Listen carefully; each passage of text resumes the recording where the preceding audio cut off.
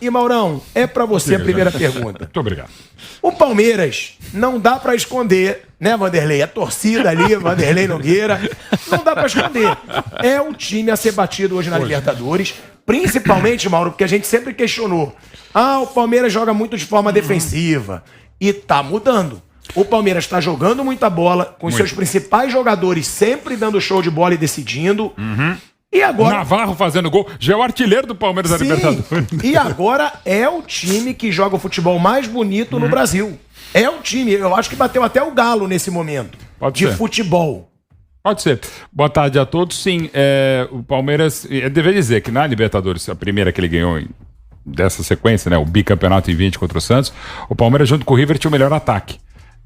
E um ataque histórico, dos melhores do século. E se repetiu isso, fez menos gols que o Flamengo, mas foi tricampeão.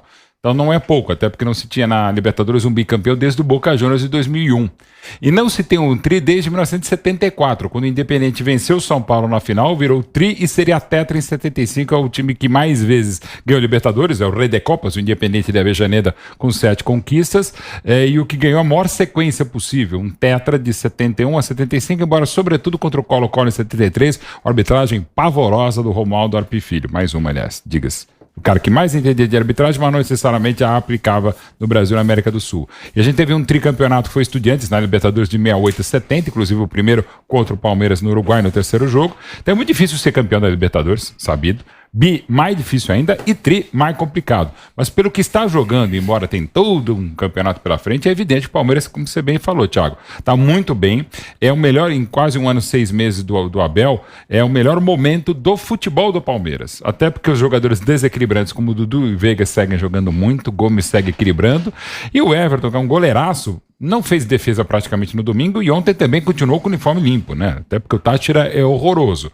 Duas coisas, é horroroso. Mas 4-0 há pouco e só não foi mais que o Palmeiras não precisou. Poderia ter superado essa vitória contra o Melgar e segue com um recorde histórico também na Libertadores. Como você destacou, são 16 jogos sem derrota, desde também de 2019 na Argentina contra o São Lourenço. É a maior sequência desde 1960. O momento é excepcional. E como o palmeirense é sempre meio assim, né, ele fica falando, o que vai acontecer agora? Né?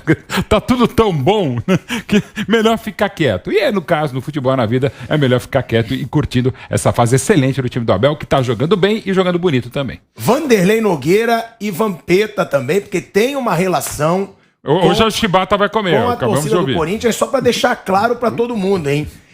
A gente vai falar tudo sobre as crises hoje ainda no Flamengo e no Corinthians, hein? Gaviões da Fiel soltou uma nota ameaçadora, inclusive, ao time do Corinthians nesse momento. O Flamengo vive um clima tenso, então hoje o programa vai ter muito debate sobre essas situações tensas com os times de maiores torcidas do Brasil, hein? Muita tensão dentro do Flamengo e dentro do Corinthians. Mas no Palmeiras, Vamp, a situação é exatamente o contrário.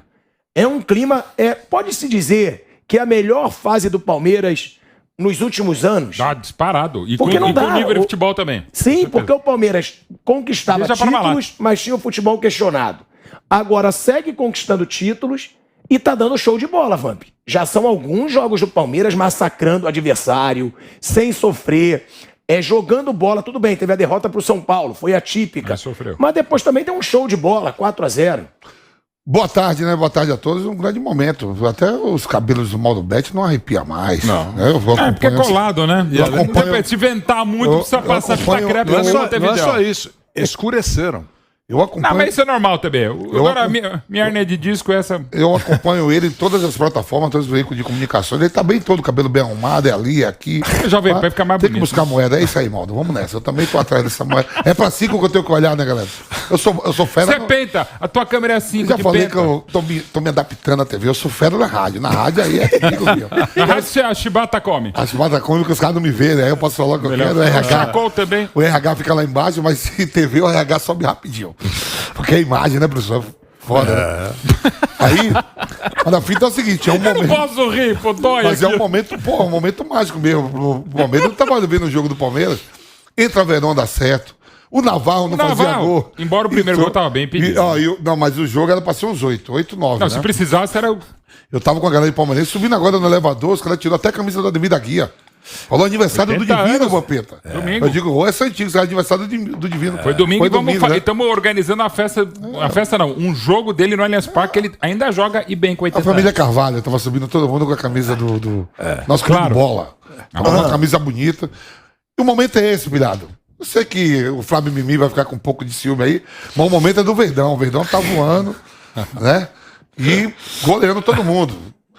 Vampir, É o time você assim- já jogou Libertadores. São 16 jogos sem perder fora de casa na Fora Libertadores, de mano. casa, né? Coisa que o América Mineiro tá jogando a sua primeira Libertadores e só perde de casa. Mas agora precisa buscar como já buscou até agora. Só perde de casa o América Mineiro. O Palmeiras não. O Palmeiras vive uma situação depois que o Abel chegou, principalmente. É o time a ser batido. Olha só como é pilhado, né? Aquela gozação. Ah, o time não é de Libertadores. O Fábio fala com o Corinthians que é diverso. O Corinthians é animador de... Vai chegar lá depois. É animador de Libertadores. O Palmeiras ficou tanto tempo, isso já é tri. O Flamengo ficou quase 20 anos, já é bi. E quem tem mais é do Soberano. O Soberano é o time da Libertadores. Agora, São Paulo, Palmeiras e Grêmio. Santos é tri. E Grêmio O também. Grêmio é Eu tô tri. falando aqui São Paulo, né? Eu tô falando assim, você vê como é que é. E o Palmeiras, se você pegar, né? Eu acho que é os melhores números, né, Mauro?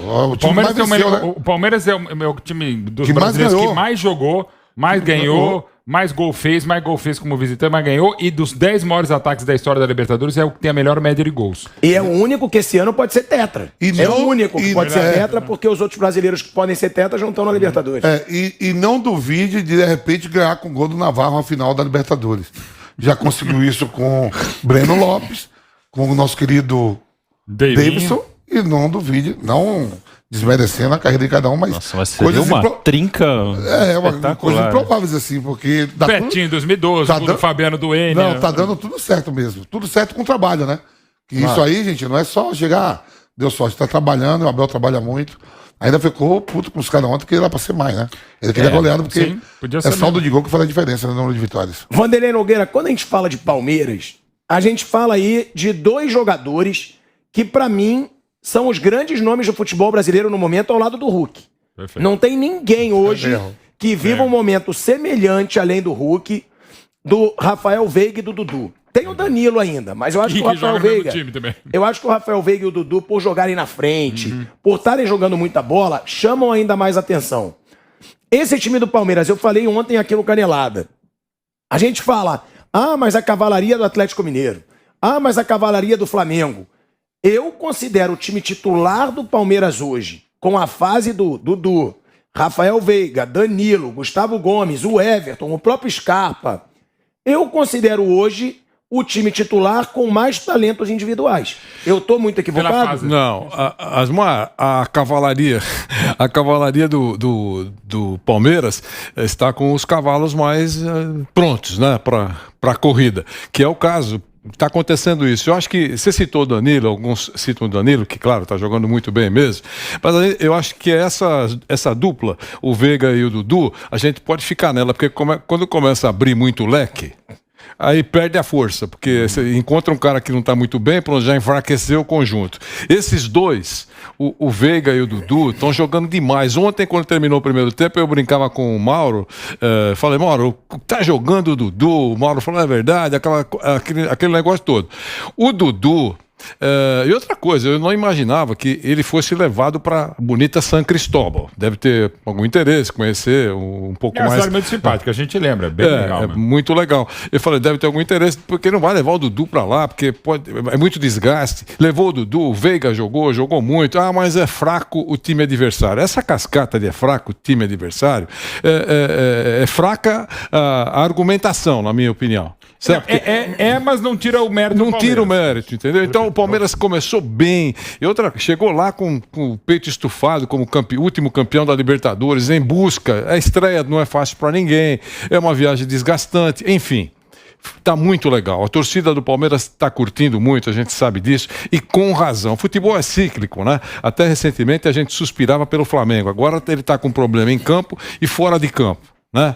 O Corinthians teve o seu momento. Daqui a pouco o Asmar vai falar que o bicho tá pegando por aí. Tanto né? no Flamengo quanto no Corinthians. A gente vai falar da crise aí das duas maiores torcidas do Brasil. Das duas maiores torcidas do Brasil. O bicho está pegando, já ele vai falar sobre isso. Mas, então, falando do Palmeiras, para fechar, o Palmeiras começou bem a Libertadores. O Palmeiras vai começar agora o Campeonato Brasileiro. Chega como um dos favoritos. Você tem que avaliar o que está acontecendo. Mas daqui um mês tá uma draga o time. Então nós vamos falar daqui um mês que o time tá uma draga. Mas nesse momento... Vê hoje, né? O futebol, nós estamos falando do jogo de ontem. Palmeiras começou o campeonato, a Libertadores, que é o campeonato mais importante do continente, bem. Outros não começaram assim. Agora vem o Campeonato Brasileiro. O torcedor do Palmeiras está mais confiante do que outros grandões do futebol brasileiro? Está mais confiante. Exceção feita ao Atlético, que também está bem nesse momento, mas está bem. Então é isso mesmo, tem que curtir. Eu acho que é perfeito. O professor Abel está numa fase maravilhosa, tem que aproveitar tudo isso. Acho muito legal. E a gente também tem que falar, né, daqui a pouco sobre essa possibilidade de Guardiola na seleção brasileira. Eu acho quase impossível pelos valores. Mas falando de seleção, Guardiola também. Mas falando de seleção brasileira, Bruno, eu acho que se torna cada vez mais absurdo o Tite não dar uma chance sequer pro Rafael Veiga. Cara, há quanto tempo o Rafael Veiga tá jogando bem? Aí a gente cai sempre naquele assunto. Mas ele não tá jogando na Europa. O nível de enfrentamento é menor. Tá bom, mas o Tite já cansou de chamar jogador que tá atuando no Brasil. Inclusive na posição do Veiga, o Everton Ribeiro. Numa fase pior do que a do Veiga, inclusive.